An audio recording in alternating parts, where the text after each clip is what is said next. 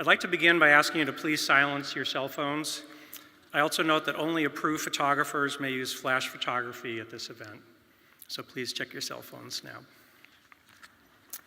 We have several UNE trustees and former trustees present this evening. I ask that they please rise so that we may acknowledge them.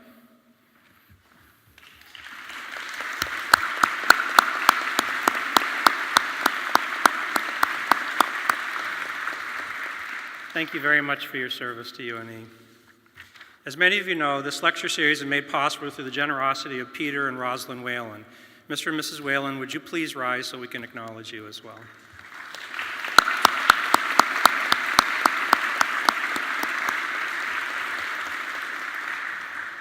Thank you very much for your generous support for this series.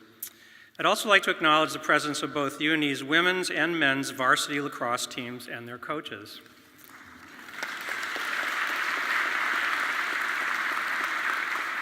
Why don't you stand up?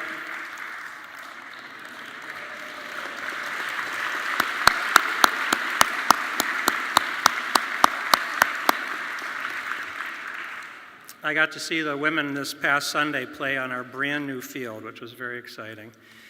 Over the past decade, through their annual fall tournaments, they've raised more than $30,000 for the Barbara Bush Children's Hospital at Maine Medical Center. Thank you very much again for all of your contributions.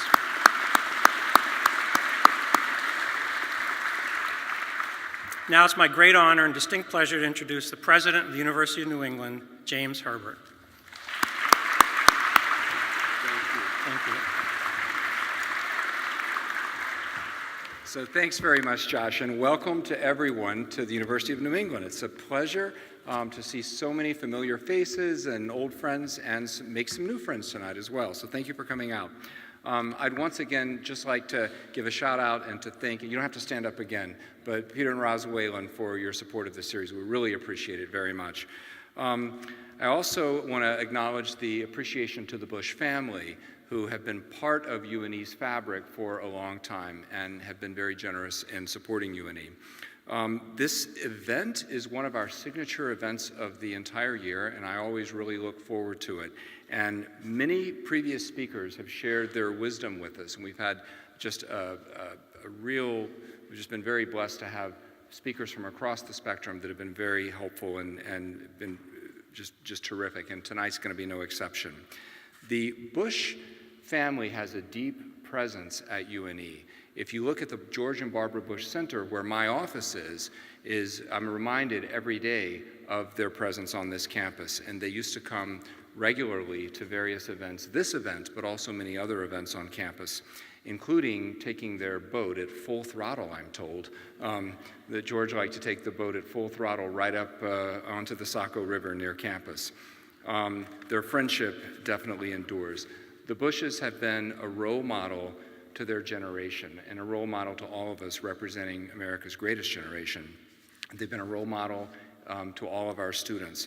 This is a bittersweet moment for this series and indeed for our entire community as we lost Barbara Bush earlier this year. She was the wife of the 41st president and the mother of the 43rd, and she was truly an iconic American figure. She held a moral compass for the entire nation, not just her family. Guided by her devotion to her family and to country, she worked very hard on many important causes, including children's health, civil rights, literacy, and many others. I remember right after her passing, going down and spending time in our exhibit in the Bush Center. And if you haven't been there, I encourage you to go there. And I found, even though I'd been in the exhibit many times, it was a time of contemplation, and I saw many reminders, pearls, some of her books, in the center that we have that were very touching. She definitely left her mark on Maine, on the state of Maine, and I feel a special affinity for the Bush family because many people don't know this, but I'm originally from Texas. That's where I grew up, and now I'm a Mainer. And so we share that sort of connection of origins in Texas, but loving the Pine Tree State.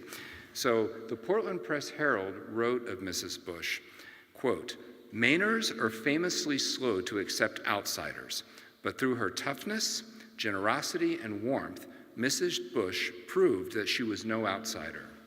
She didn't just visit Maine, she lived here, even if it was only for part of the year. And I can tell you, to get that kind of compliment from Mainers for somebody from away is truly a remarkable thing.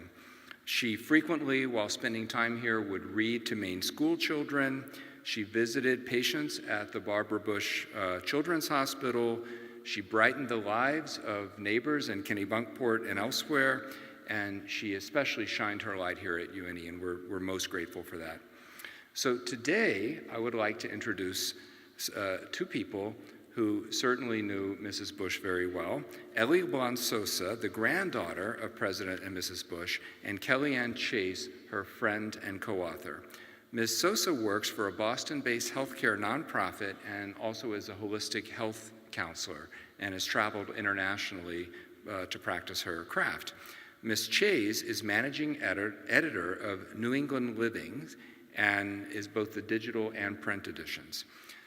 They are both the joint co-authors of George and Barbara Bush, A Great American Love Story.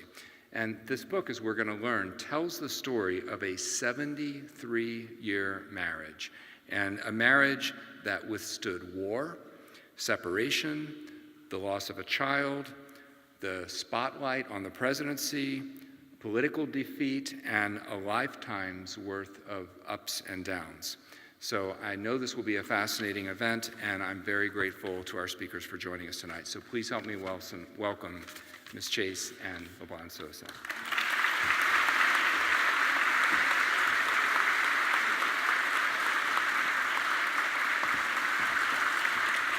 Good evening, everyone. Thank you so much, President Herbert, for those nice words. And thank you to everyone at UNE for putting together such a nice day for Kelly and I today. We had the opportunity to spend some time with some of the students today during lunch, and they put us through the ringer during a Q&A session with them. We also had the honor to go over and spend time at President Herbert's home, and we spent time with some of the folks closest to UNE, including Peter and Rosalind. So thank you again for inviting us to be here to tell our story and the story of my grandparents. So Kelly and I both have a really special connection to Maine.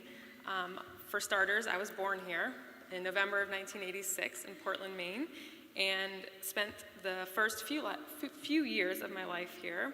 And then many of you know my grandparents have a home here in Kennebunkport and spend their summers here. But what you might not know is that my other set of grandparents on the LeBlond side have spent their summers here as well in Biddeford Pool. So lots of family connections here. I was married here 4 years ago, and so it's a very, very special place to me, and I know to Kelly as well. Yes, thank you so much. It's an honor to be here, and I also lived in Maine for about 3 years, and it's true, there's something about this place that gets into your soul, as a president once said. And when I was the editor of Maine Magazine, I had been in touch with Jean Becker, and because I wanted to do a story on a grandchild and what it was like to grow up summering at Walker's Point. And she said, you have to talk to Ellie. Ellie has a truly special relationship with her grandparents, and that closeness has developed over the years into her adult life, really. And so for this book project, we conducted a number of interviews together, and we went down to Texas for research in the George Bush Presidential Library in College Station. And one day, Ellie called me to tell me that my grandmother wants to do an interview for the book. And my first thought was, great, for the story in general. And then, as I was driving to Kennebunkport and pulling up to Secret Service, my second thought was, oh dear, about to interview the former First Lady. No, Mrs. Bush was so kind and open, and it was a tremendous honor to get to know her this past year. And she was the person Ellie had to initially get some approval from for this book project. Yeah, so when we started, the ideas started formulating, I knew I had to talk to two people. The first was my mom, so I went to her, and she was incredibly supportive but she said, talk to Ganny. Both of us knew that I needed to talk to my grandmother. She needed to be on board in order for us to move forward with the project. So I'll never forget this. I went into her bedroom here in Kennebunkport, and she was sitting in the chair she used to always sit in, and I believe she was listening to a book on tape and needle pointing. And I walked in, and she took one earbud out and was like, yes. And I said, Ganny, I wanted to tell you that I'm thinking of writing a book. She looked at me like I was crazy, and then I said, and it's going to be a book about you and Gampy and your love story. And without skipping a beat, she says, no, dearie, why would you write a book about that? That sounds so boring. Of course, it was far from boring, and I knew that from stories I'd heard over the years and from seeing them for, over the past 31 years of my life. And so Kelly is going to start to tell you a little bit about their story that started on one winter night in 1941. So it was December 1941, and the attack on Pearl Harbor had just occurred weeks before. The war that seemed distant was now a reality, and many young men had made up their minds to enlist. A dance at the Greenwich Country Club was a welcome distraction, and a young George Bush decided to attend with a group of friends, when he spotted across the room young Barbara Pierce laughing and dancing, and she wore a off-the-shoulder red and green evening dress. He asked a friend, who's that? And he said, oh, that's Barbara Pierce from Rye. And he offered her an introduction. When he got up the nerve to ask her to dance, the band transitioned to a waltz, which he did not know how to do. And so they sat down and they talked. He was a senior at Andover, and she was attending Ashley Hall in Charleston, South Carolina. She also told him that she would be at a dance in Rye the next night, and he would be there. So after that winter break, when they were both home, my grandmother was back in school in South Carolina, and my grandfather back at Andover, and the courting phase, if you will, took place through letter writing, which is so interesting to think about because today, the art of letter writing has been lost. Now we just shoot off a quick text or email, and that's how we flirt with one another. But back in the day, it was all through the letters. My grandfather invited my grandmother to his prom, and this letter that I'm about to read you is her response to him, to my grandfather, who at the time he went by Poppy. So it says, Dear Poppy, I think it is perfectly swell of you to invite me to the dance, and I would love to come or go or whatever you say. I wrote Mom yesterday or the day before, and rather logically I haven't heard from her, but I'm sure she's going to come to let me come or go, etc. I really am excited, but scared to death too. If you hear a big noise up there, don't worry, it's just my knees knocking. So they had a really lovely time at the prom together, and after the dance, my grandfather walked her back to where she was staying, and he kissed my grandmother on the cheek, and she says she about fainted, and she felt terrible because her roommate that evening, she said she kept her up all night blabbing on about George Bush. On June 12th, 1942, my grandfather turned 18 years old, graduated from Andover, and enlisted all in the same day. Soon after that, he headed off to Chapel Hill, where he was training, but before he did so, he and my grandmother exchanged their first real kiss on the lips. My grandfather, some people here know my grandfather know he had a really special relationship with his mother, my great-grandmother, Dorothy Bush.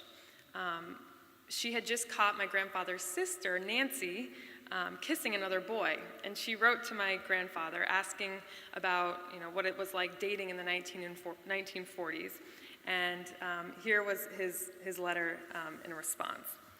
He said, Now, about your question, Mom, I do love to kid you, and did this summer, but I agree with you in part. I would hate to have Nancy a necker at heart. Nothing could be worse. Kissing is not an obligation a girl owes a boy, regardless of how often he takes her out or how much he spends. But I don't think that it is entirely wrong for a girl to be kissed by a boy. Let us take this famous case. Pierce versus Bush, summer 42. I kissed Barbara, and I'm glad of it. I'd tell you, Mrs. Pierce, or anybody, but at the same time, I might as well tell you I've never felt towards another girl as I do towards her. Whether the feeling is mutual, I cannot say. To get back to my example, however, if Barbara sort of forgets me, which is not unlikely as I have no chance to see her at all, I don't believe she will ever dislike me more for having kissed her. She knows how I felt towards her, and she must have shared some of the same feeling, or she would not have allowed me to kiss her. I've never kissed another girl. So at this stage, in the 1940s, so many relationships bloomed through letters, and obviously the mail took a long time to arrive, but part of courting might have meant you making somebody wait a little bit longer to hear back from you. And Barbara Pierce kept a young George Bush guessing a lot to keep him interested, maybe on his toes. Pretty smart. So we wanted to read a little bit about him writing to his mom about his not hearing from her in time. So he says, if Barbara fluffed me out without warning, I would be absolutely sick, no kidding. Every day, practically guys are getting fluffed off from girls they've left. All the time it happens. You know, Mom, it's funny. Being thrown in with a bunch of guys so much older, they don't seem older, but here they are, all thinking and talking about getting married. Everyone asks me after looking at Barbara's picture, when am I going to marry her? Good heavens. To think that last year, at this time, I was thinking along the lines of prep school proms and stuff seems so unbelievable. I do still love, and I honestly feel sure of it, Barbara. Yet I know there is such a chance of her meeting some other guy. She is so very strong and so darn attractive. I could hardly expect her to keep caring about me. Enough of this. You both must think I'm crazy. Love, Pop. So during our first interview with my grandmother last summer, that was one of the special parts about this writing the book, is we were able to interview my grandmother a few times throughout the process. Like I said, she was incredibly supportive, and it wasn't always easy to get her to talk about herself, but I would pry some stories out of her. But during the first interview with her, I think the first question I asked her was Ganny, what's the special sauce, the secret ingredient to your relationship with Gampy?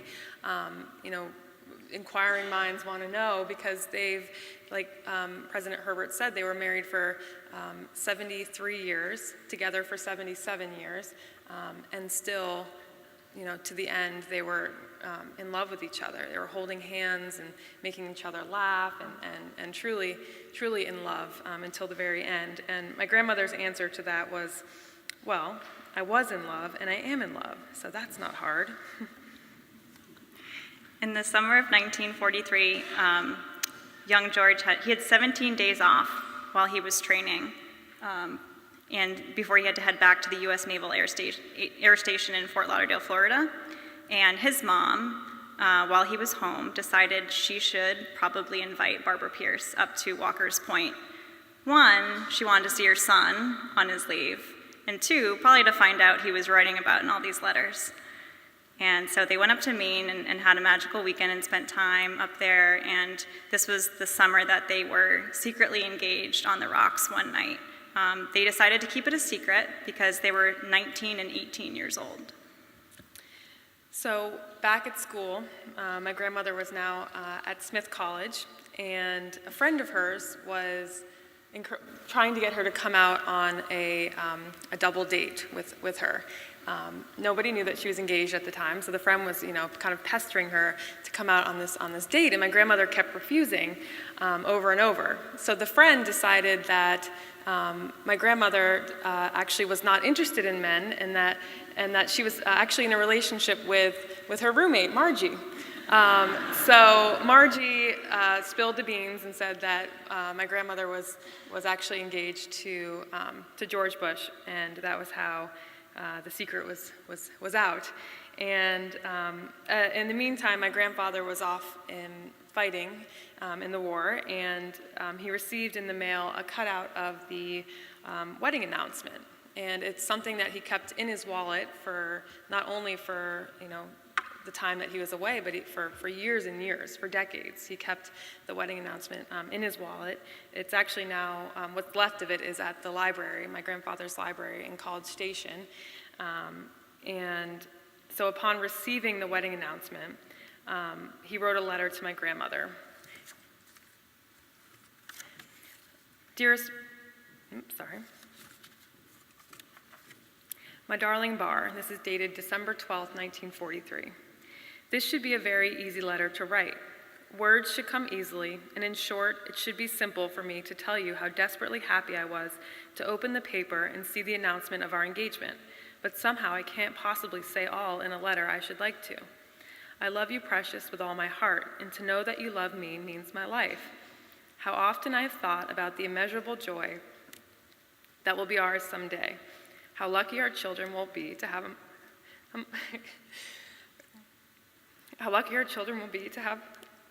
a mother like you.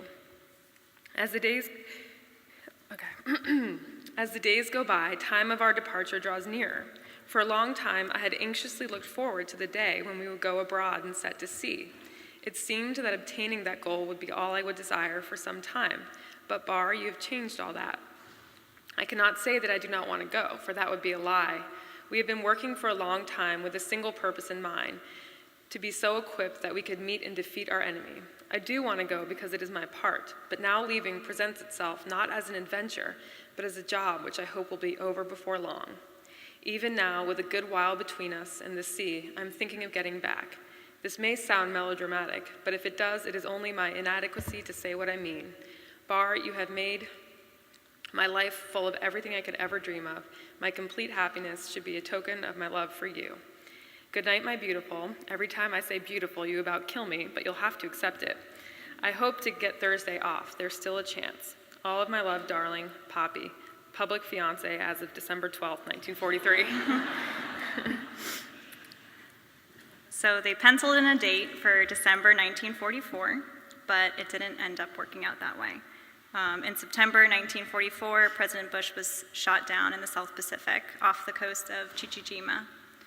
When he was in the water, without any other planes in sight, no boats on the horizon, he was swimming for about an hour, and during that time, his life and kind of what he wanted came really clear to him, which was he thought of his family and he thought of Barbara Pierce and starting a family together.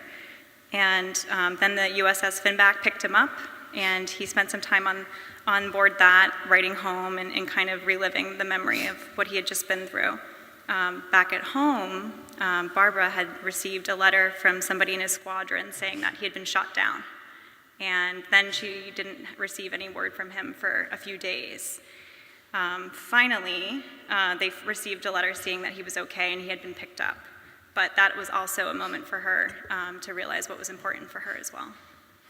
So on Christmas Eve of 1944, my grandmother received a phone call that my grandfather was coming home. She met him at the train station in Rye, New York, and years later, my grandfather remembered and said, "No reunion could have been scripted more perfectly. I arrived Christmas Eve. There were tears, laughs, hugs, joy, the love of warmth and family in a holiday setting."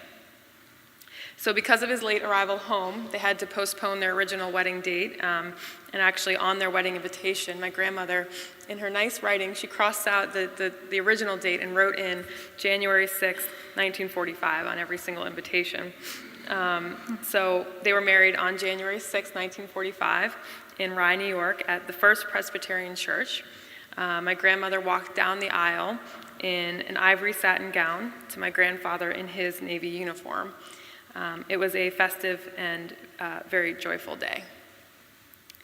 After the war, they were anxious to get on with their lives. In the beginning, their story was so much about romance, and then they grew into real partners, especially at Yale, where they had George W. Before he graduated, President Bush and Mrs. Bush were trying to figure out where they wanted to go next. They had a couple plans laid out for them, but they knew they wanted to have some sort of adventure. They didn't want to do the New York City life, work in finance. They wanted something more than that. They even considered starting a farm. But after they sort of figured out the finances of farm life, they decided not to pursue George and Barbara Farms. So they chose Texas, but while he was deliberating, President Bush wrote to a friend. Lastly, I have the chance to go with Neil Mallon's Dresser Industries, perhaps to Texas. They make equipment for the oil and gas industries. They are basic. Texas would be new and exciting for a while, hard on Bar perhaps, and heaven knows many girls would bitch like blazes about such a proposed move. Bar's different though, Jerry. She lives quite frankly for Georgie and myself. She is wholly unselfish, beautifully tolerant of my weaknesses and idiosyncrasies, and ready to faithfully follow any course I choose. I haven't had a chance to make many shrewd moves in my young life, but when I married Bar, I hit the proverbial jackpot.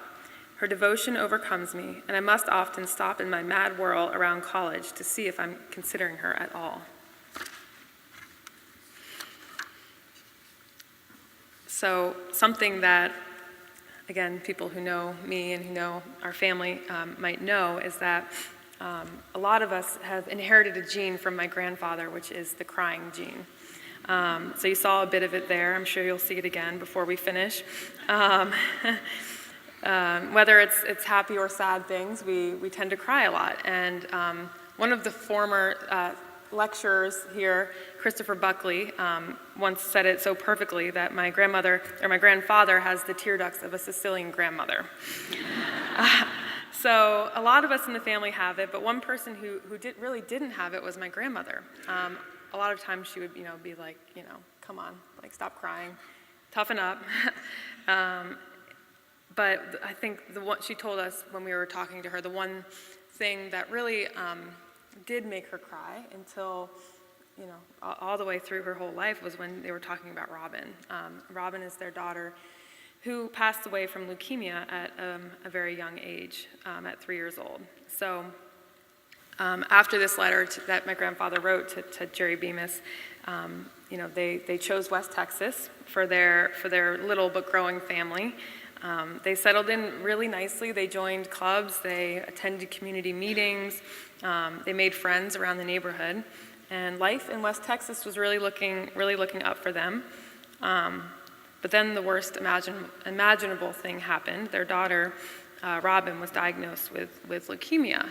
And in that day, leukemia was not like it is today, where it's a much higher rate of survival. So the doctors told them, they recommended that my grandparents just bring Robin home and make her comfortable and let her die peacefully. But my grandparents, weren't willing to do that. They wanted to fight for her life. So they went to New York, and Robin was admitted into Sloan Kettering Hospital. And one of the biggest themes that we found through this book, through writing this book and talking to everyone, is how my grandparents really supported one another. So when one of them was down or hurting, the other was strong and supporting the other. And there's no better example than their time when Robin passed away. So when Robin was sick in the hospital, my grandmother really found strength and was the one who helped her through it and would read to her, would make her laugh, just take her mind off of what was actually going on. And my grandfather, like I mentioned, it was hard for him to control his emotions. So when he would walk into the room, his eyes would fill up and he would start crying. So my grandmother had to make a rule, which was no crying in the hospital room. So my grandfather spent a lot of time out in the hallways of the hospital, just sobbing. And then Robin passed away on October 11th, 1953, and they went back to Texas. And it was there that, obviously there was a huge void in the house, and that was where my grandmother kind of needed my grandfather. She told us that he would hold her, so many nights and while she was crying, and somehow he found that strength that he didn't have when Robin was sick, and he found it when she needed it the most. So years later, my grandfather wrote a letter to his mom about Robin, and Kelly's going to read it. He said, "This letter is kind of like a confessional between you and me.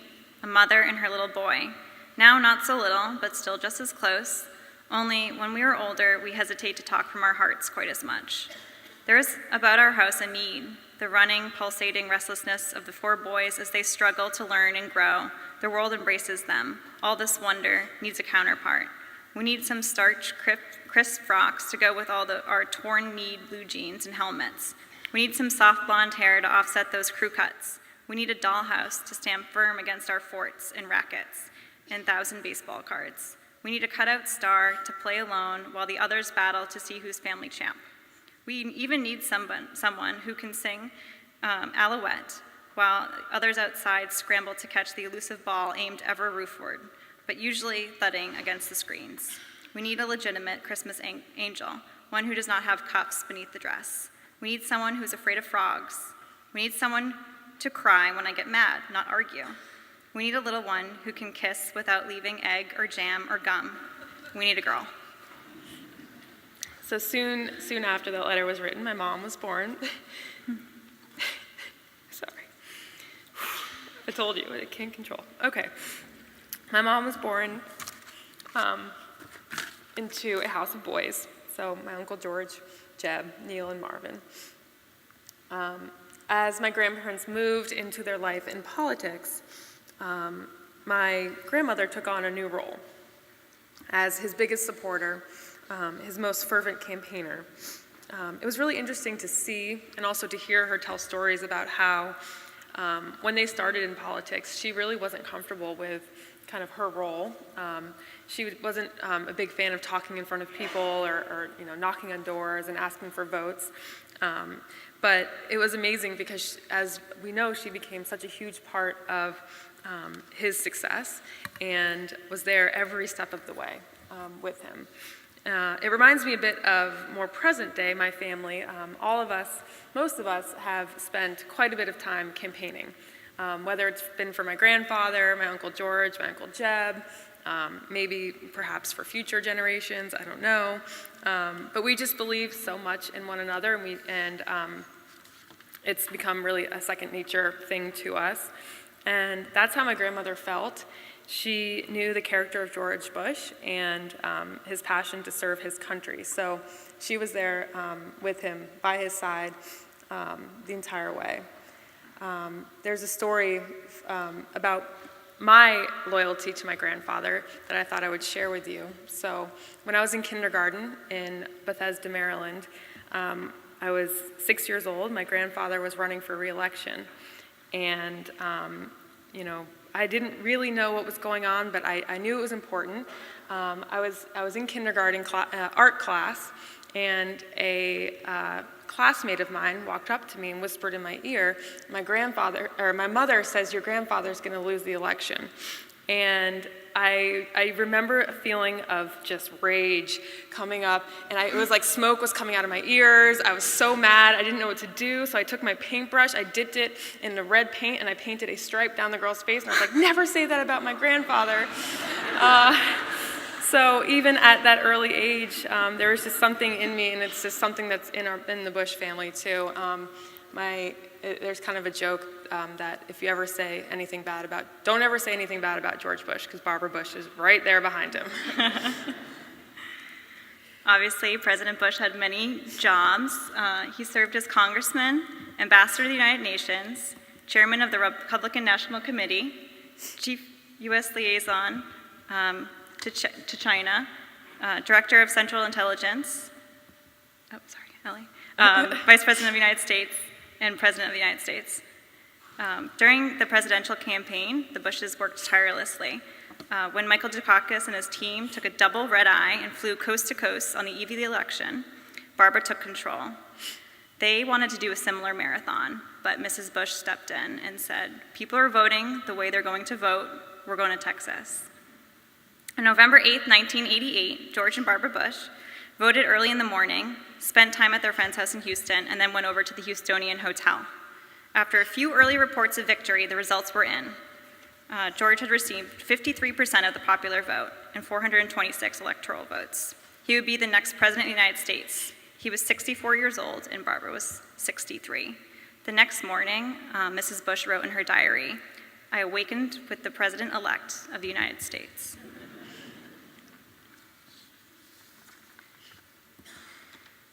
In the White House, the Bushes brought a unique and refreshing personalities into the White House. They were the down-to-earth tenants after the Reagan administration. They opened up their house to 40,000 people annually, hosted 29 state dinners in honor of foreign leaders. President Bush assembled the largest coalition since World War II for Operation Desert Storm. On October 3rd, 1990, the Berlin Wall came down, unifying Germany. He signed the Clean Air Act and the American Disabilities Act. As First Lady, Mrs. Bush continued her literacy efforts. She launched the Barbara Bush Foundation for Family Literacy in the first few months. She had Story Time, which aired on ABC Radio, and she read children's books aloud with Big Bird and Bugs Bunny. She said each day we should do something to help others, and she did. Another big part of their life in the White House was family, and so they had a lot of little visitors at the White House as well. So of course, while my grandparents were hard at work, I obviously had no clue what they were doing. All I knew was that, when I was young, my mom and brother and I moved to Washington, D.C., and we spent a lot of time at the White House. It sort of became a second home for us. My brother and I would, run through the huge corridors and, probably wreaking havoc, I'm sure, causing headaches for everybody involved. We obviously didn't know the significance of where we were. Really all we knew was that there was never-ending hiding places during hide-and-go-seek. My favorite memory, or my favorite story from this time, and I know my grandmother included this in one of her books, but so my grandfather would occasionally babysit for us. And really what that means when the president is babysitting for you is I just basically would sit on the floor of the Oval Office while he held his meetings. And usually I was really well behaved and would sit on the Oval Office floor and play with my toys and whatnot. This particular day, my grandfather was meeting with somebody important. I don't exactly know who it was or remember, but he was in the middle of a meeting, and I come up and I tap him on the shoulder and I say, "Excuse me, Gampy," and he's yes, and I said, "Gampy, can I use the bathroom?" And they kind of laugh and they say, "Yes, Ellie, you know where it is. Go ahead, use the bathroom." So I run off, and about 30 seconds later I come back and I tap him on the shoulder again. "Excuse me, Gampy." He apologizes to his guest, and "Yes, Ellie." I said, "Excuse me, Gampy, but was it you that left the poo-poo in the toilet?"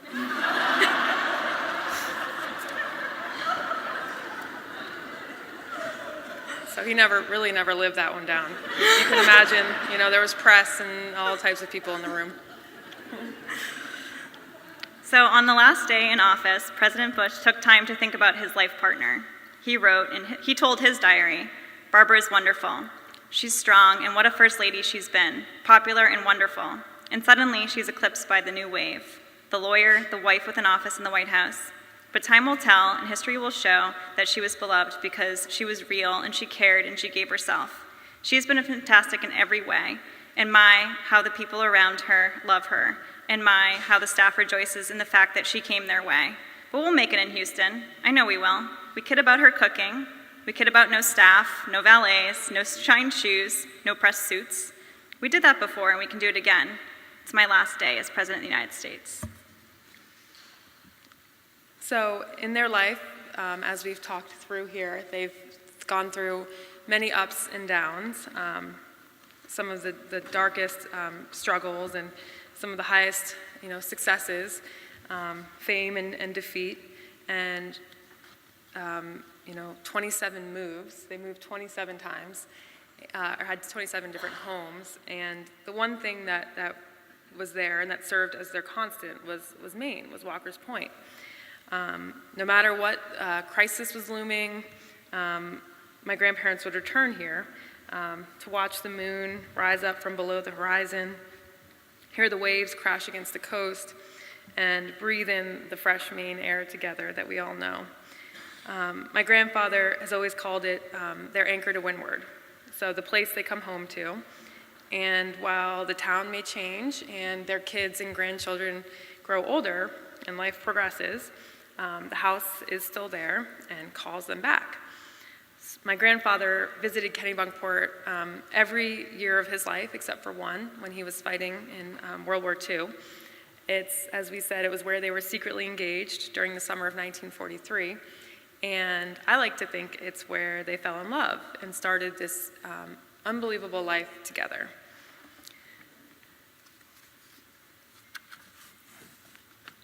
So in this letter from my grandfather to his children, it's dated October 6, 2001, so just about exactly 17 years ago today. Dear kids, today is my last day in Kennebunkport after almost 5 months of great happiness. There's something about this place that gets into one's very soul, don't you agree? When you all weren't here, your mother and I would sit out on the deck, just the two of us. Spoiled by Ariel, we'd have a little soup or sandwich. I'd usually take a glass of very dry Spanish sherry. I'm spoiling myself more these days with good sherry, and yes, before dinner, a good vodka. No more Minischewitz or Popov for your dad. Well, unless we have guests over. You know the formula. Pour the Popov into the Grey Goose bottle, or the New York State Sherry into the Juarez El Fino bottle. It's hard to tell. Anyway, where was I? I do forget a lot more. Like I wrote you 4 years ago, I can remember long ago, but not yesterday. The other day I had an audience with the Pope. After I finished, the people I was traveling with were invited in for a photo with the Holy Father. I started introducing them, as in they came, one by one, to receive the Pope's blessing. But along came my friend, Bill Conway, and I drew a blank.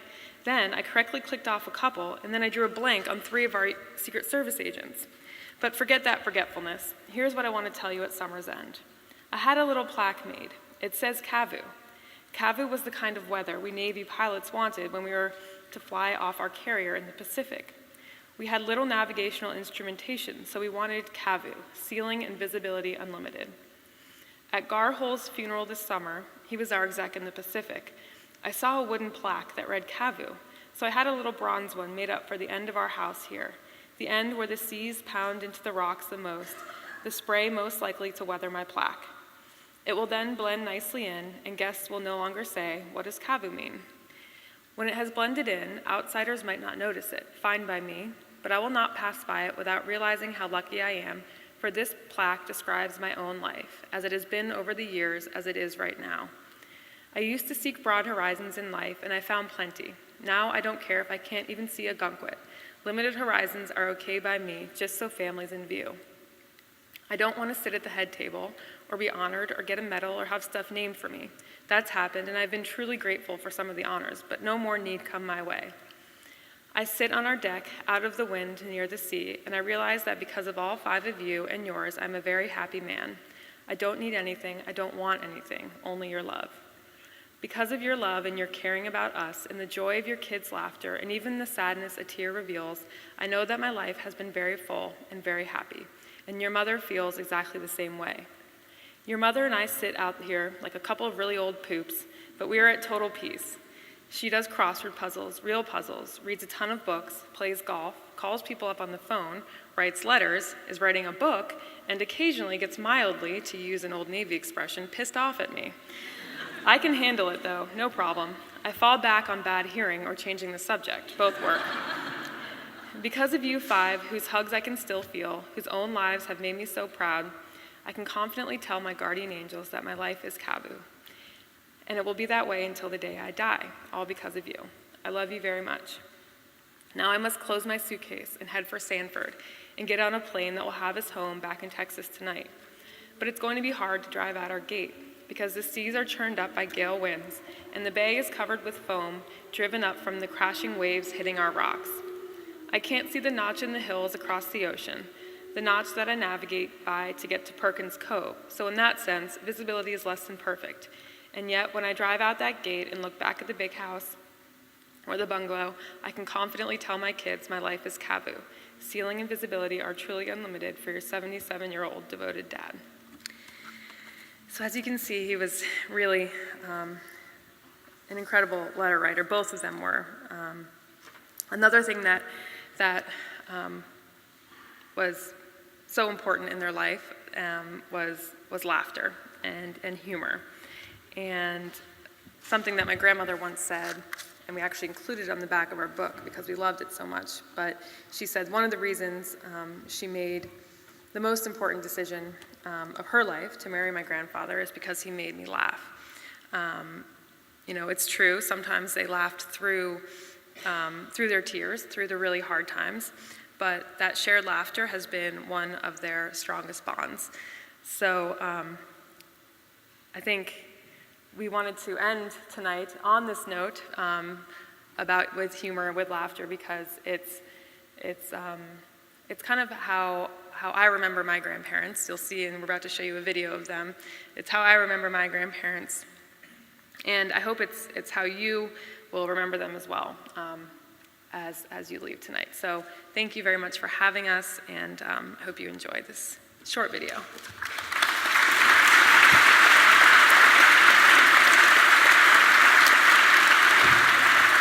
It gives a whole new meaning to the phrase, good doggy. That's not funny. You got all the lines. Go, keep going. Bob doesn't just do jokes about the president, he teases we've already done this, all the occupants of the White House. Wives, kids, even pets. And when our dog Millie came out with her book, Bob started referring to me as Barbara Bush, Millie's typist. And as soon as the book became a bestseller, Bob wrote her into the act too. He said, Millie made over $1 million last year. It's a hell of a lot more than the president made. Come on, these guys are busy. That's the same thing I just read. They wanted to do it over again, and you hammed it up. Okay. Too much laughter. Okay, here we go. No, it's Okay. Bob doesn't. This isn't. Funny at all. No, it's stop it. All right. Now, shh. Okay, wait a minute. That's funny. All right, come on. Bob doesn't just do jokes. Cut it out. We're going to have to ask you to leave. Am I not in the picture, am I? Well, you can hear you. I mean, there's no. All right, here we go. I'll try to. Okay. Bob doesn't just do jokes about the president. He teases all the occupants of the White House. Wives, kids, even pets. When our dog Millie came out with her book, Bob started referring to me as Barbara Bush, Millie's typist.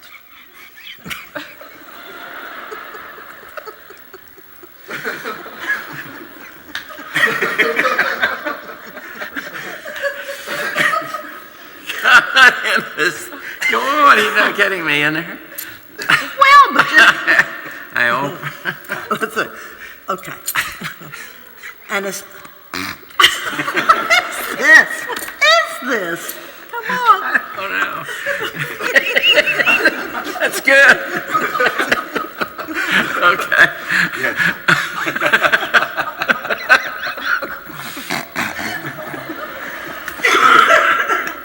You got all the lines. And one more time. All right. And action. Great, thank That's you. what you want. Okay, ready? President, please. Good. Here we go. And action. What is the matter with you?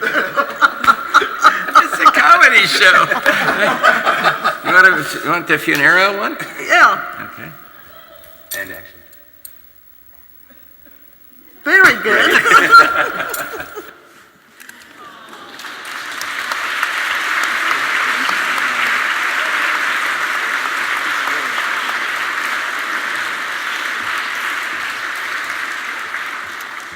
Wow, so what a way to close. That was just amazing. So thank you both so much. So may we all have a little taste of that kind of laughter in our lives, right? I think we could all use it. So thank you very much for that beautiful presentation, celebrating such a wonderful life and wonderful love story. And thank you all very much for coming tonight. Bye-bye.